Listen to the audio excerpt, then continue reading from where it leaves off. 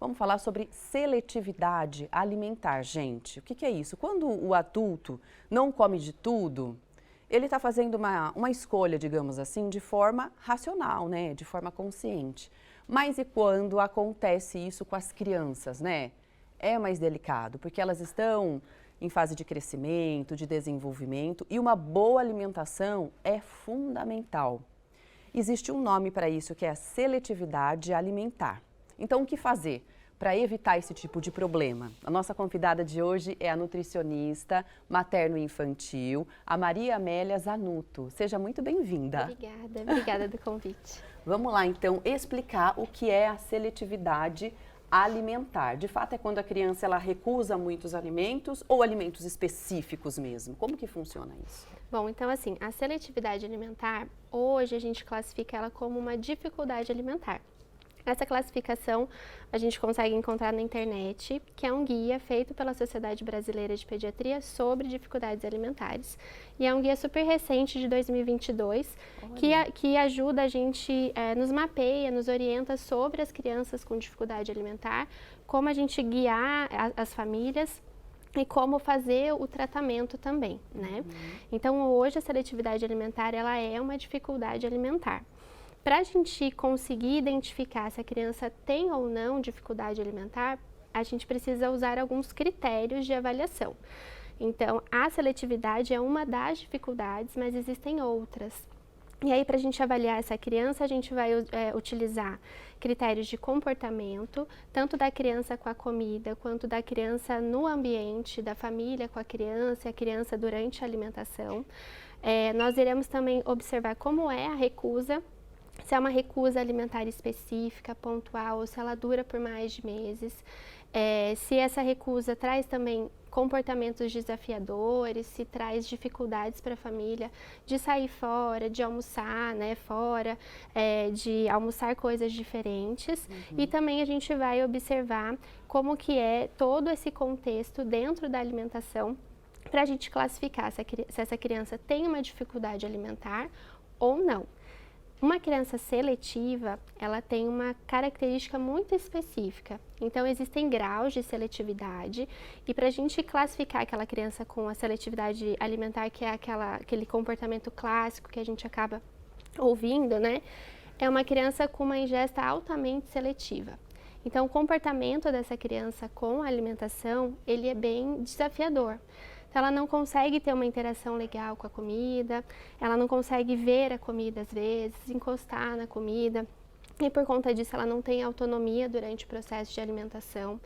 O momento da refeição ele é caótico, então as famílias costumam relatar que a criança chora, fica incomodada, demonstra de fato uma dificuldade na hora de se relacionar com a alimentação e por conta disso acaba tendo um padrão mais seletivo. Então, ela começa a recusar o brócolis, depois ela passa a recusar o tomate, a cenoura, e quando a gente vê, ela recusa vários grupos alimentares por mais de meses. Então, é uma recusa bem intensa, que demanda bastante suporte aí para a gente lidar com esses processos.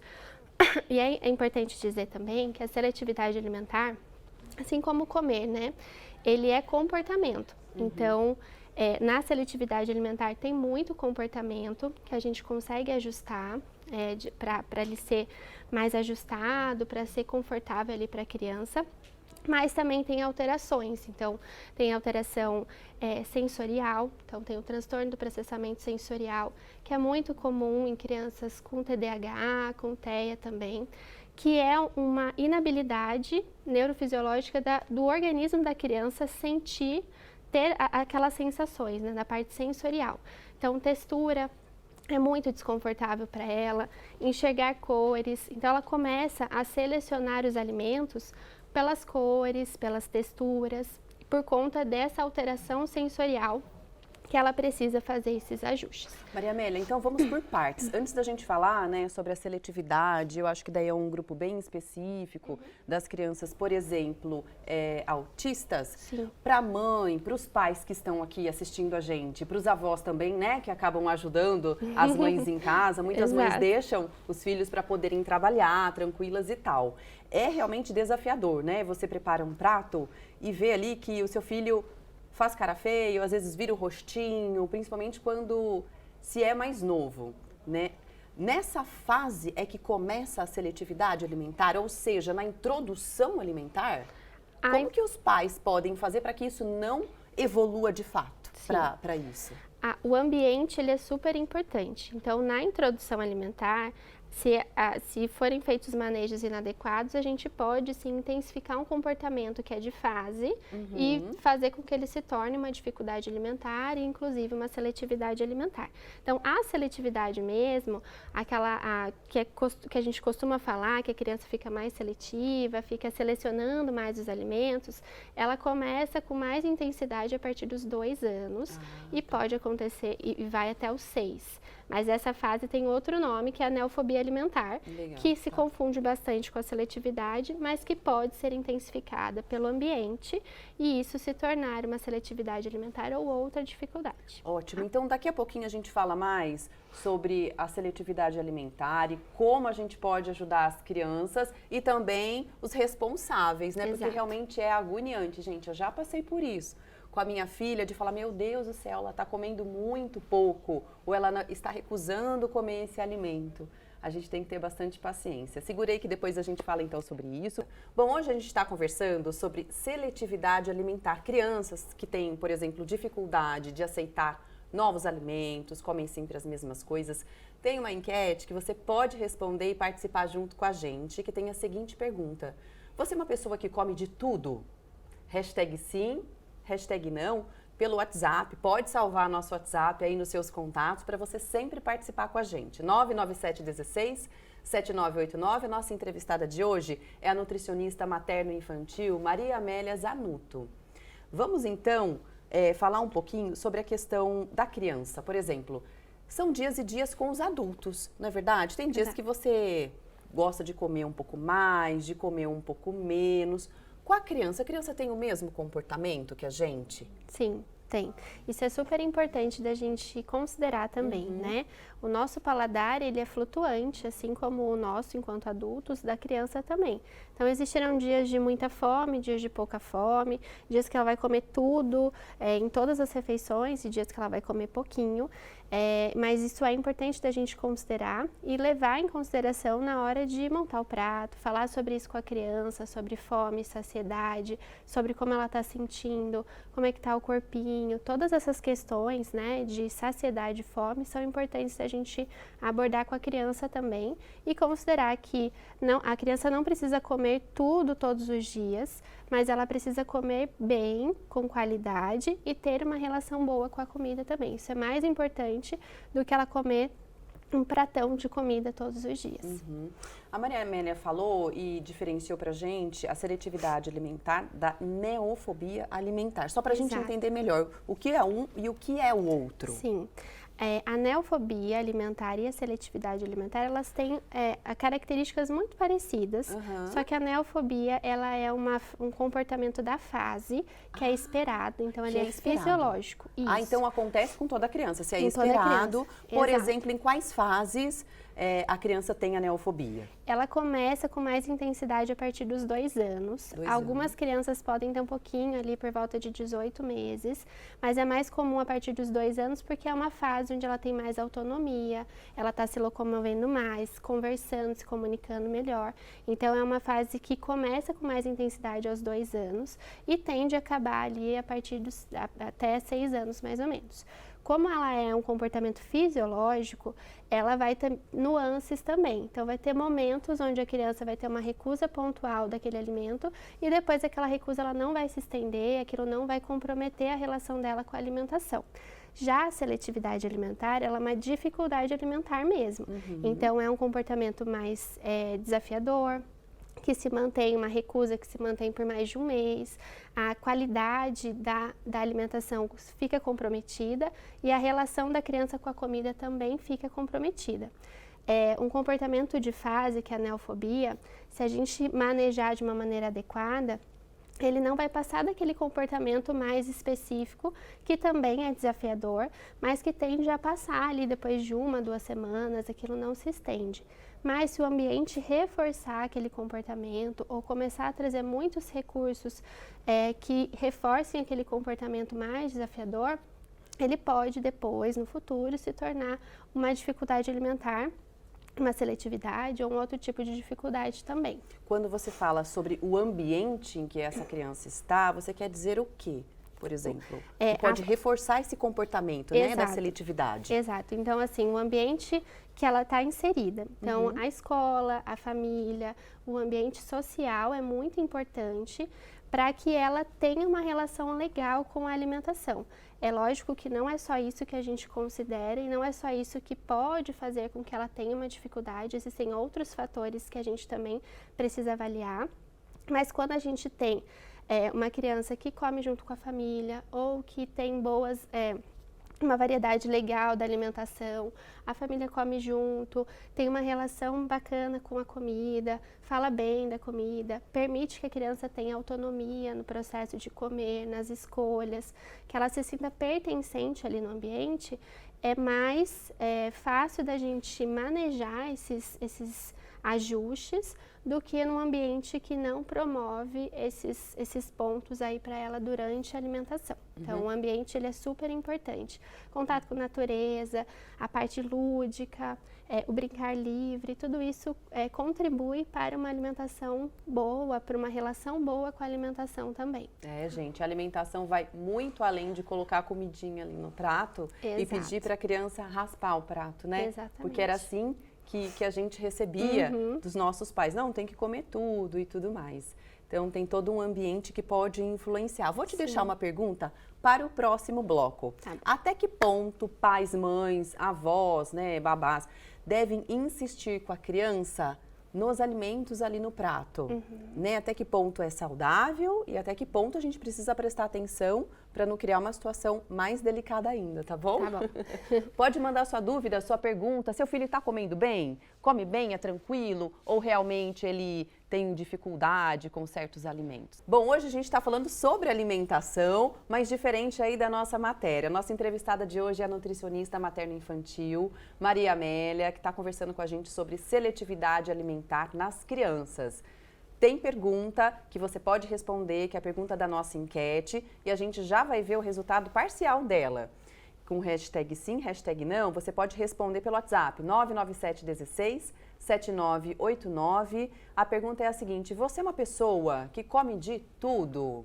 E aí, gente, qual será que vai ser o resultado? Pelo menos a grande maioria dizendo que sim, né, Maria Amélia? A maioria não tem problema com alimentação. Mas, por exemplo, uma criança que de fato é seletiva, se isso não for tratada na fase adulta, vira um adulto seletivo também? Sim. Ele não tem essa consciência, né, de que precisa, enfim, comer e tudo mais? Não.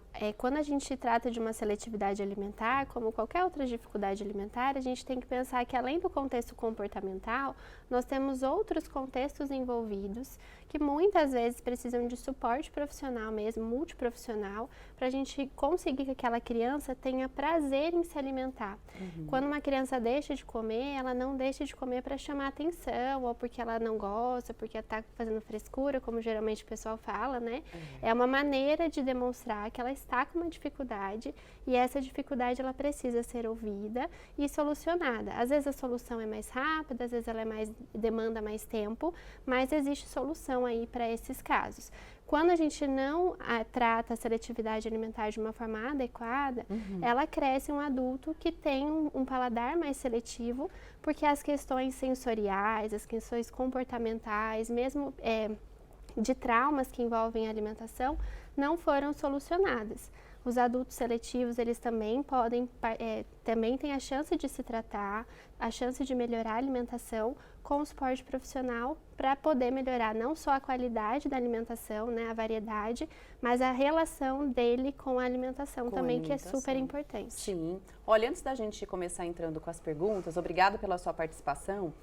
Eu deixei uma pergunta anterior, no bloco anterior, falando sobre a insistência, né? Qual pai e mãe não passou por isso? Avô, avó? Tá lá o prato, você fez o prato bonitinho, tenta uma vez, não quer, tenta duas, não quer. A insistência é necessária? Até que ponto faz bem? Quando eu sei que é frustrante, né? Eu percebo isso das famílias, eu também sou mãe, às vezes eu também passo por alguns momentos desafiadores da alimentação. Traz uma frustração, Demais. traz uma angústia também, porque a gente quer que os nossos filhos se alimentem bem.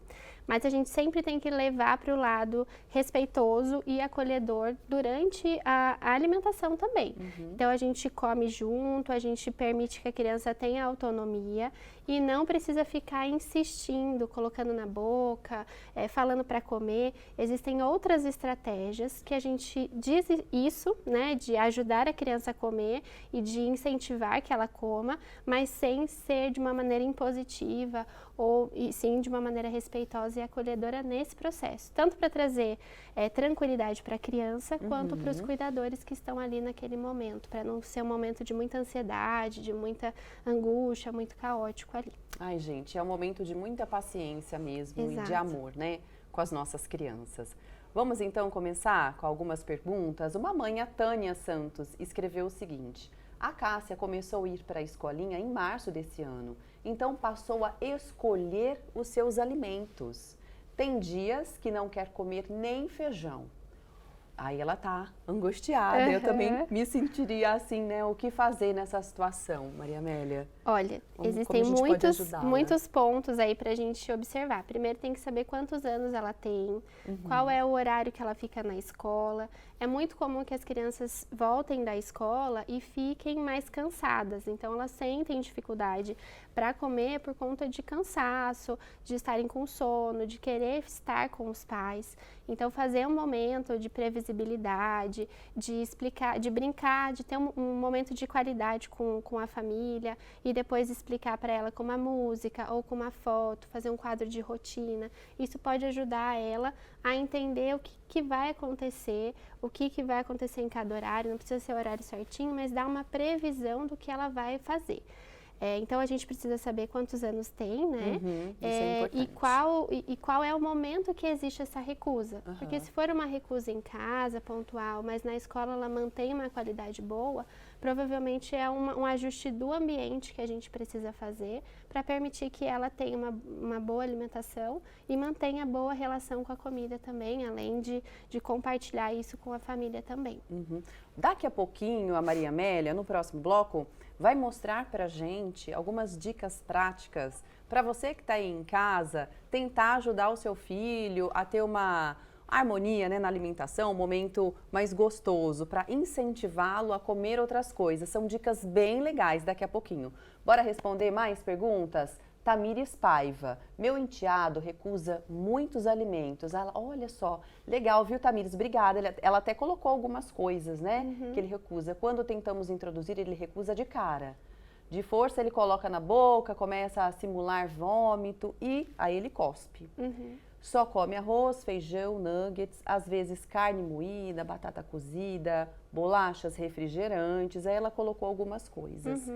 Como fazer isso, né, de uma forma mais tranquila e simulando o vômito ele tá. Isso quer dizer que ele realmente está recusando, não é? Não é uma coisa... Exato.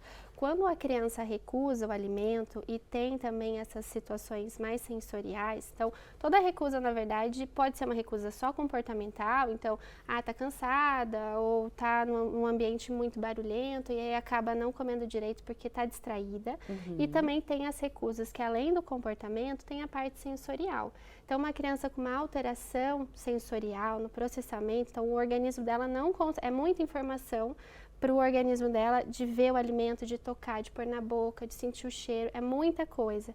Então isso pode fazer com que a criança fique de fato desconfortável, se sinta dor, algumas crianças relatam, né, dor, desconforto, dor na barriga, vontade de vomitar, porque tem muita coisa, muita informação e para isso, para a gente conseguir entender como é que é, entender por que ele faz esse movimento, precisa de fato de uma avaliação, não só da terapeuta alimentar, né, da nutricionista, como também de TO, às vezes, de fono, de gastropediatra. Então, fazer uma integração de outros profissionais para entender se essa recusa ela é comportamental, associada com alguma alteração de processamento sensorial, se tem outras coisas envolvidas, uma doença de base. Então, isso é importante avaliar também. Daqui a pouquinho a gente volta respondendo mais perguntas e também dando dicas práticas para ajudar você na alimentação do seu pequeno em casa, tá bom? Bom, a gente está no último bloco falando sobre seletividade alimentar, mas agora a gente vai ver algumas estratégias, algumas dinâmicas, exemplos mesmos, para ajudar o seu filho, o seu neto a comer melhor. A gente está aqui com a Maria Amélia, nutricionista materno-infantil. Vamos começar por essa caixa? Vamos começar. Qual que é a ideia dessa caixa?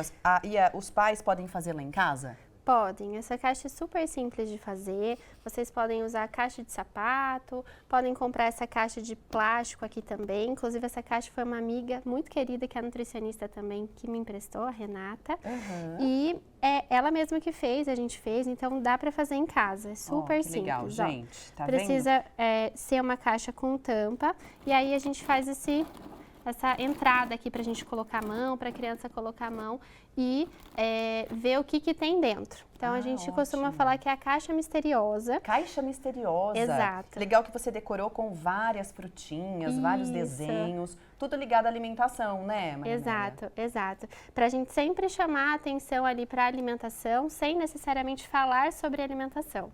Então, isso é um ponto importante na hora das atividades também, de fazer, das brincadeiras. E aí você coloca o quê? Como que funciona o processo? Isso. Então, assim, para a gente fazer isso daqui que eu trouxe, são brincadeiras terapêuticas. Para a gente fazer a brincadeira, a criança precisa estar confortável. Então, não adianta a gente fazer uma brincadeira assim com uma criança que não tolera encostar no alimento, que não se sente confortável de interagir, de cheirar o alimento. Então, para essas crianças, a gente precisa de outros trabalhos, de outras avaliações e observações também. Mas essa brincadeira vai ser a caixa misteriosa, então a gente vai colocar o alimento dentro da caixa, uma pessoa vai ficar responsável para colocar, sem que a criança veja o alimento. Certo. E a gente vai falar para ela colocar a mãozinha aqui e começar a sentir o que tem ali. Por exemplo, aqui a gente tem a nossa decoração, mas a gente vai tirar, tá bom? Uva. Exatamente. Né? Então põe a uva aqui dentro, põe a uvinha, não fala nada para a criança e ela vai colocando a mãozinha e tentando identificar. A gente pode dar uma dica, né? Falar, olha, é uma fruta. Então, a criança vai lá, pode vendar o olho também. Sempre trazer um ambiente lúdico, um ambiente de muita brincadeira. E aí, a criança vai colocar, a gente deixa um tempo para ela sentir o que ela está tocando, para dar um tempo para ela começar a falar o que ela está sentindo. E se ela não começar a interagir ali de falar o que ela está sentindo, a gente pode puxar para as características sensoriais do alimento. Bacana. Depois, vamos supor, ela veio, tirou aqui, né, viu que é... Ai, peraí, gente, aqui, ó. Viu que é a uvinha, você, de repente, pede para ela comer a uva, não? Exato. Como que funciona depois? Depois que ela faz essa parte sensorial aqui dentro da caixa, né, e começa a falar se o alimento é macio, se é duro, se ele está molhado, se ele está quente, se está gelado, quais são as sensações que ela vai sentindo, a gente vai observando como ela está também, se ela está confortável, se ela está tendo boa interação. Depois a gente tira e fala, você acertou ou não, tudo bem, não tem problema. A gente agora vai ver como é o alimento. Então, a gente pode usar a lupa pra gente, que legal. Pra gente põe a ver lupa ali. Como é o alimento. Faz o favor de lavar a uva, tá bom? Pra não ter nada. Lavar isso o é alimento. importante. Isso é Senão importante. a criança vai falar, mãe, eu não quero isso aqui. Isso é importante, usar um alimento higienizado, porque se a criança sentir vontade de comer na hora da brincadeira, ela pode comer tranquilamente. Então, a gente fala para ela usar a lupa né? Pode até brincar que ela é uma cientista, Ai, que ela vai bacana. olhar todos os detalhes da fruta. Se ela tiver interesse, a gente pode cortar a fruta para ela ver como é a parte de dentro da fruta. E aí, com isso, com o alimento ali na mão, com ela interagindo com a lupa, a gente pode pedir para ela encostar no rosto, para ver se faz cosquinha, se é gelado, se é úmido. Muito Pode legal. pedir para ela dar um beijinho. Ou daí, se ela quiser comer também. Só que nessas brincadeiras, a gente nunca vai falar de uma maneira impositiva. Então, a gente precisa ter paciência, entender que as brincadeiras terapêuticas, a intenção não é o comer, mas é a interação e a aproximação da criança com a comida. Eu vi que você colocou aqui, Maria Amélia, o nosso tempo está acabando e eu queria muito mostrar tudo. Vamos Tá. ver se a gente consegue. Uns desenhos que você fez Exato. com as uvinhas. Vamos lá. Exatamente. Eu trouxe aqui para a gente ver como é que a gente pode fazer a aproximação com as frutas, mas isso pode ser com outros alimentos também.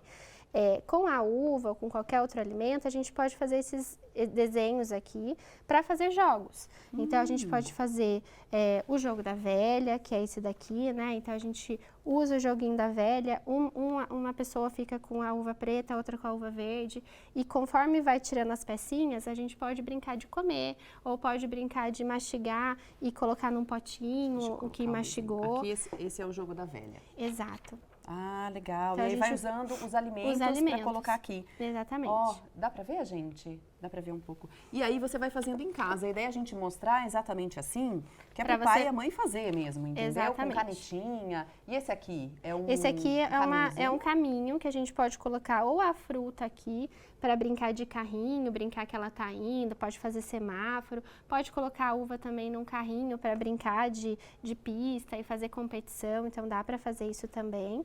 E dá para fazer esse daqui, que é para ela preencher, né? Preencher com a uvinha aqui, cortar a uva e colocar aqui, dá para fazer carimbo, dá para fazer muita coisa.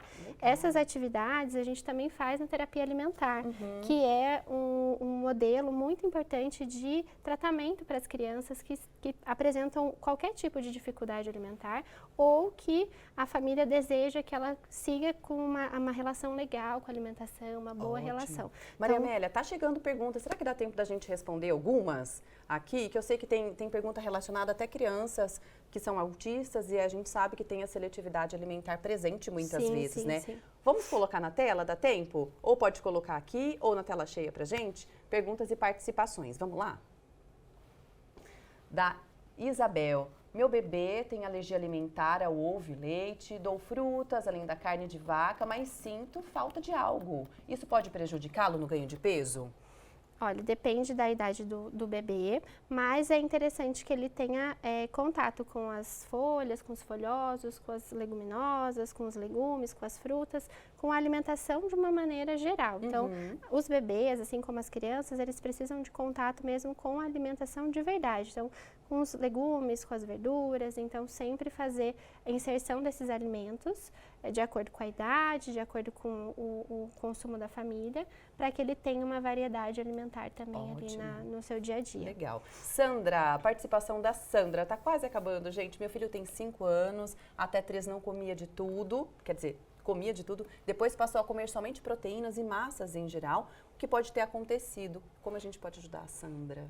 Ele provavelmente ainda está na fase de neofobia alimentar, que vai até os 6 anos. A gente precisa olhar como é que está o ambiente, se ele está tendo autonomia no processo de alimentação, se essa recusa ou se essas preferências têm a ver com alguma alteração sensorial que ele tem apresentado, alguma dificuldade que ele está apresentando em mastigar, em fazer o processo de digestão também, e ver como é que está o entorno, se ele está tendo autonomia, se ele está participando da rotina da casa também. Isso é importante, principalmente conforme eles vão crescendo, a gente pode colocar eles para participar da rotina, porque isso é super importante para eles, em questão de autonomia e de autoestima também, para ajudar no processo de alimentação. Rapidamente, tem a participação da Rosângela, ela fala sobre a questão da criança autista. Tem uma dica assim rápida que a gente pode dar para ela? Crianças autistas precisam também de um suporte multiprofissional. Geralmente elas têm alterações no processamento sensorial e outras doenças de base que dificultam o processo de alimentação, então fazem com que elas fiquem mais seletivas. Então essas brincadeiras são brincadeiras interessantes, mas precisa ver qual é o nível do autismo e como que ela interage com a alimentação para ver se ela se sente confortável. O que eu sugiro é que ela busque a ajuda profissional, para fazer uma avaliação com terapia alimentar, com nutricionista e outros profissionais, para ver se ela pode receber um suporte mais direcionado para o caso dela também. Maria Amélia, agradeço muito a sua que participação, agradeço. foi bem legal, viu? Muito obrigada. Seja sempre bem-vinda. Muito obrigada. Olha, amanhã tem mais falando nisso, vamos ver qual vai ser o tema.